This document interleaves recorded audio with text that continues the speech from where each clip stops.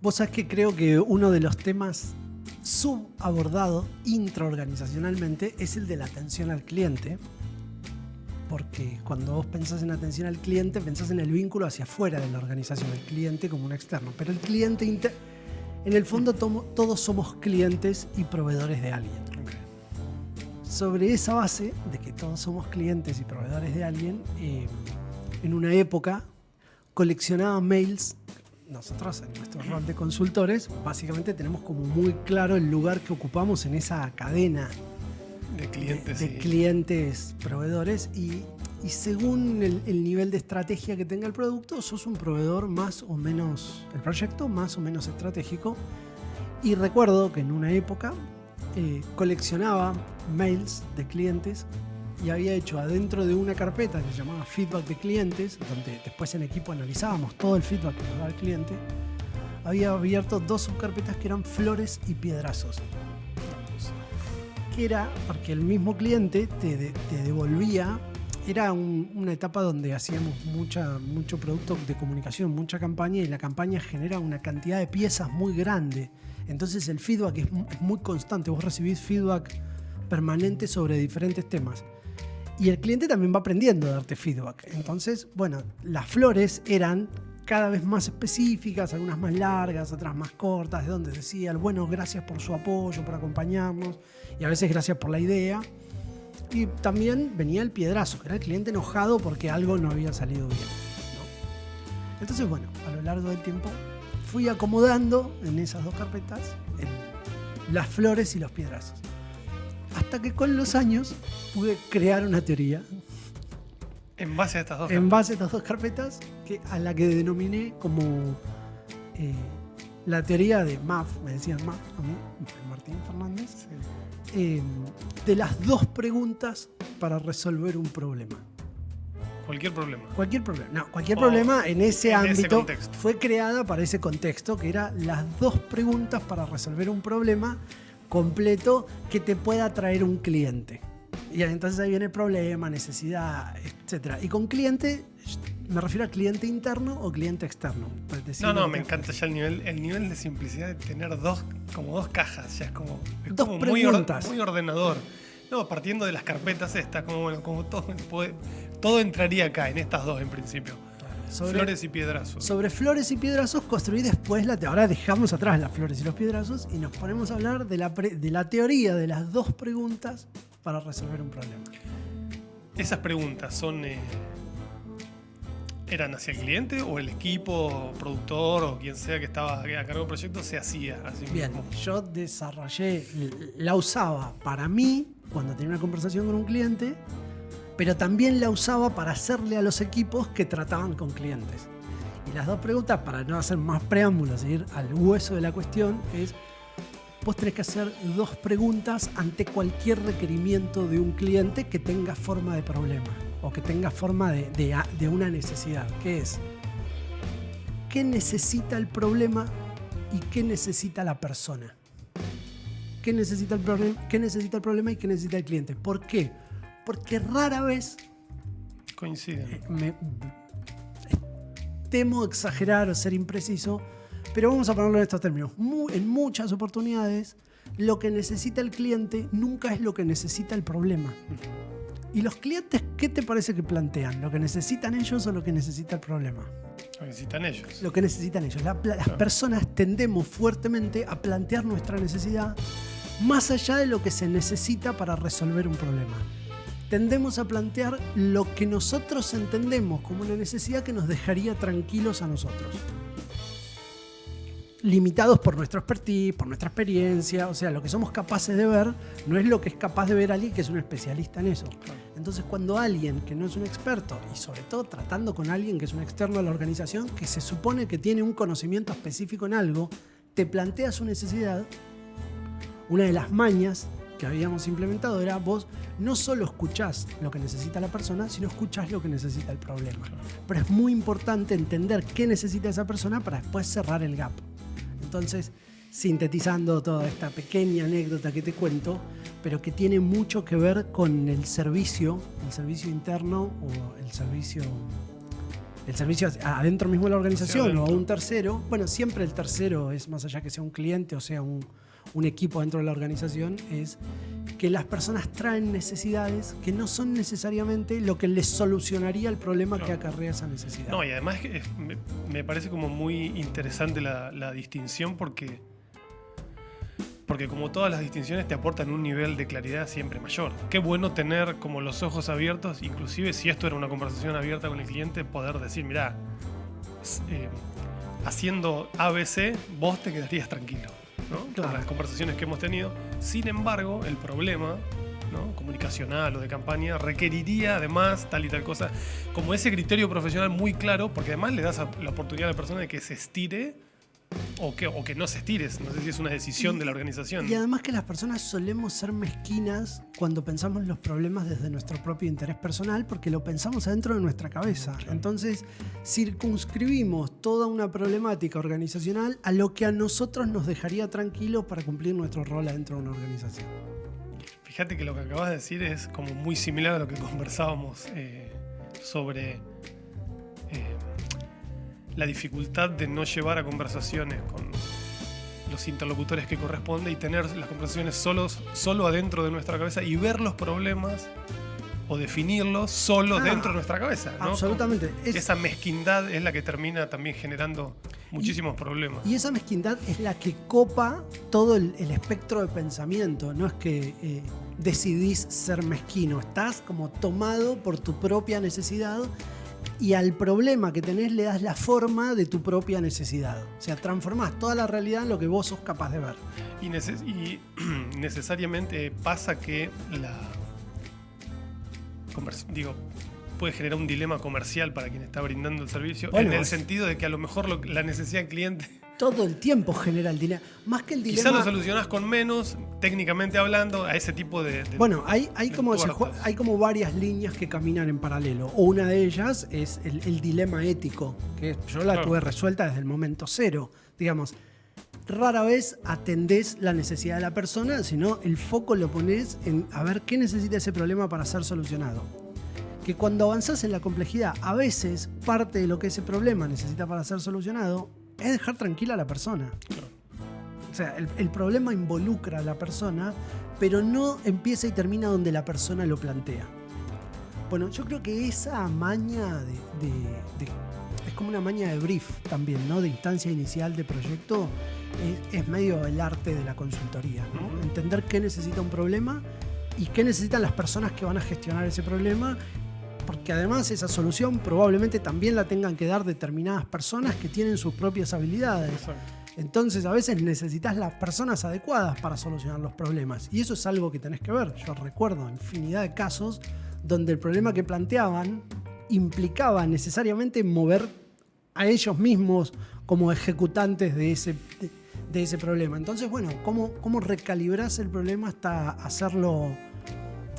No sé, un problema de gestión, no quiero dar como ejemplos muy específicos, pero un problema de gestión, un frente de trabajo, a veces lo que requiere es cambiar a la persona que lo está gestionando y no incorporar ningún tipo de servicio nuevo. Ahora, la persona que lo está gestionando es la persona que te está preguntando cómo solucionar ese problema. Claro. Bueno, entonces el dilema ético aparece siempre, digamos, y ahí está como la honestidad intelectual de vos cómo planteás y cómo entregás. Esto nos conecta muy fuerte con la discusión sobre qué aporta valor y qué no lo aporta. Claro, exacto. Estaba pensando en eso y también en lo que Collins dice. Collins dice no qué, sino quién. Dice que las organizaciones el otro día lo tocamos un poco tangencialmente, el tema de las organizaciones estas que saltan de buenas o más o menos buenas a excelentes, se ocupan mucho y dedican mucha energía a, digamos, elegir o poner a las personas. Primero piensan en eso, no en qué hay que hacer, sino quién lo va a hacer, ¿no? Y claro, es como que a veces sentís como que te ponen el mundo al revés con eso, ¿no? Bueno, eso no importa tanto, ¿no? Ellos dicen, esas organizaciones dicen, es absolutamente clave. Muchas veces en la definición del problema están los actores metidos, y no hay que trabajar sobre los actores, sino a veces cambiar los actores, ¿no? Y esta especificidad de la que hablábamos hoy también en relación a las conversaciones de coaching entre un sponsor y quienes van a ser coacheados, también tener como muy claro dónde se va a aportar valor y qué tipo de valor se va a aportar y qué no se va a aportar. Si eso está claro, es como mucho más probable que el proyecto fluya de una manera más aceitada. Total, y traigo como un pequeño ejemplo más. Uno de los problemas que tienen que ser resueltos, me parece, en la educación de adultos es cómo aportarle valor al aprendizaje de los adultos en las organizaciones. ¿Viste? En la capacitación, en habilidades técnicas, en habilidades blandas. Está la literatura de management. Viste que hay como mucha instancia que no termina de aportar un gran valor. Me lo voy a poner en estos términos. Sería muy diferente la persona si fue o no fue a un curso, sería muy diferente si leyó o no leyó determinado artículo, sería alguien muy diferente si escuchó o no escuchó este podcast. Y ahí, bueno, a ver, ¿diferente en qué sentido? ¿Cómo lo planteás? ¿Cómo lo medís? ¿Cuál es la línea de tiempo? Bueno, si le estimuló las ideas, se supone que eso ya es positivo. Pero quiero ir como al punto del valor. Vos sabés que terminé de escuchar el libro de Leo Piccioli, Soy Solo. Había hecho algún intento por leer algunos artículos en internet y todo. Me gustaba el estilo, pero viste que a veces es como más difícil entrar a la literatura de artículo, digamos, ¿no? Y escuché el podcast. Lo escuché en el auto, yendo en diferentes viajes, lo escuché entero. Escuché 18 capítulos, creo que son, y me pareció como muy bueno. Me gustó mucho, y más allá de que Leo cuenta... habla de su experiencia como gerente general en un mercado que conoce mucho, habla de temas que domina mucho, como cómo ponía precios, cómo manejaba sus propios equipos, cómo atendía clientes, y además lo lee, es él mismo leyendo el libro y después haciendo comentarios sobre eso que lee. Traigo esta pequeña experiencia que tuve escuchando ese libro, con el valor que van a traer los audiolibros al aprendizaje adulto y sobre todo en temáticas de management. No es que descubrí la pólvora, no es que bienvenido al mundo de los podcasts. Pero me parece que ahí aparece la lectura, no este diálogo improvisado que estamos teniendo de alguna forma. La lectura de material donde la persona de alguna manera entrega el destilado de su experiencia personal es un aporte de valor al aprendizaje de la vida adulta, que es tan delicado, ¿no? Sí. Viste que además los adultos somos mañosos para aprender, porque sobre todo cuando ya tenés cierta experiencia en algo, empezás a pararte en ese lugar de quién me va a explicar a mí cuántos pares son 3 botas. Claro. Mira, incluso hay como una en la línea de tiempo de la vida de los individuos, hay también como hay cortes que se van haciendo, que bueno, yo a partir de los 50, tipo, listo, ya me formé, ya aprendí, ya. Ahora estoy para enseñar. Hay como una cultura, o nos falta un poco más de cultura de esta distinción que hacía Kaufman entre los learners y los knowers, ¿no? Claro. Los sabelotodos y los aprendices. Claro. Bueno, es como una buena cosa tener esa mentalidad de estar reajustando el aprendizaje todo el tiempo. Yo creo que es una de las cosas, a riesgo de entrar en esa zona de lo cursi, el aprendizaje permanente es una de las cosas que te mantiene vivo. Viste, la posibilidad de encontrar de abordar los temas con cierta sorpresa, con dejar que el mundo un poco te sorprenda, ¿no? Como darle oportunidad otra vez a las cosas, y que eso, viste, te vas oxidando a medida que pasa el tiempo. Pero me parece que el tema del aprendizaje es un tema para ejercitar la humildad a toda edad.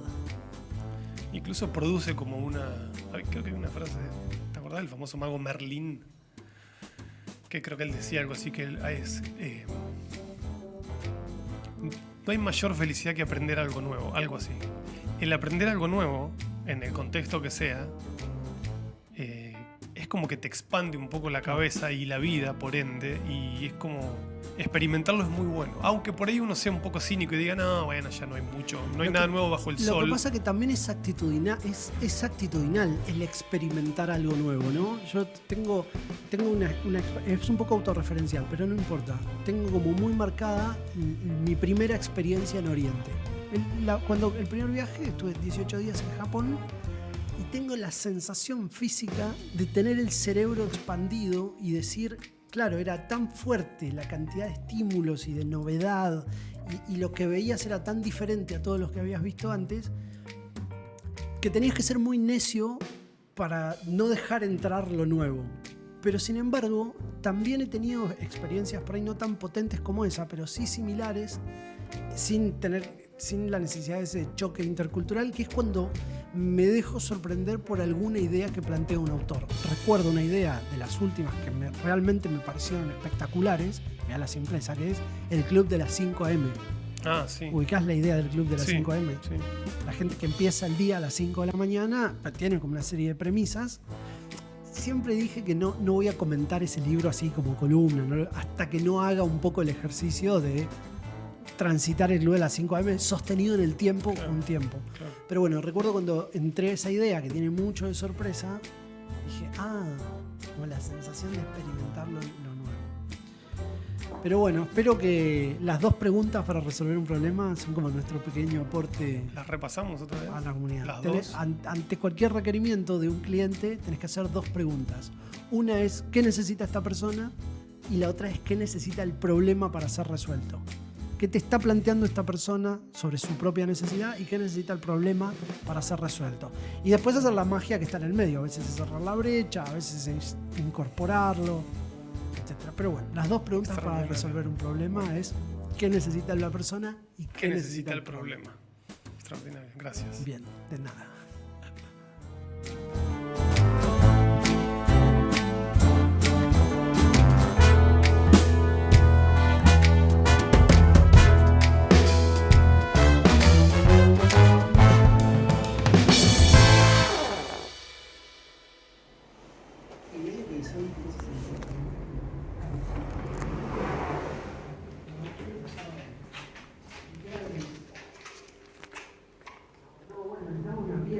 ¿Qué quería? Y estaba como complicado. ¿Y en qué contexto te lo pidió? ¿Y antes qué pasó? Muy bueno, chicos. Bueno, como siempre, recomendamos y pedimos que se suscriban al canal. Clicky, como te gusta decir. Clicky. Y también mencionamos a Maturana en algún momento. Queremos recomendar 2 libros en colaboración con Francisco Varela, de Máquinas y Seres Vivos, uno, y El Árbol del Conocimiento, sobre esto de cómo uno va enlazando las percepciones y conoce o aprende. Qué difícil es leer a Maturana, ¿eh? Sí, y como complemento se lo puede ver en YouTube en entrevistas. Me encantó esa idea. Ayuda mucho a entender lo escrito. Mirarlo en entrevistas a Maturana, habla solo, ¿viste? Es el tipo de conferencia donde lee cosas o habla, explica. Conversa con otras personas, entonces hace un esfuerzo adicional por ser entendido, digamos, entonces eso suma mucho. Bueno, suscríbanse al canal, por favor, que nos viene genial. Gracias. Gracias.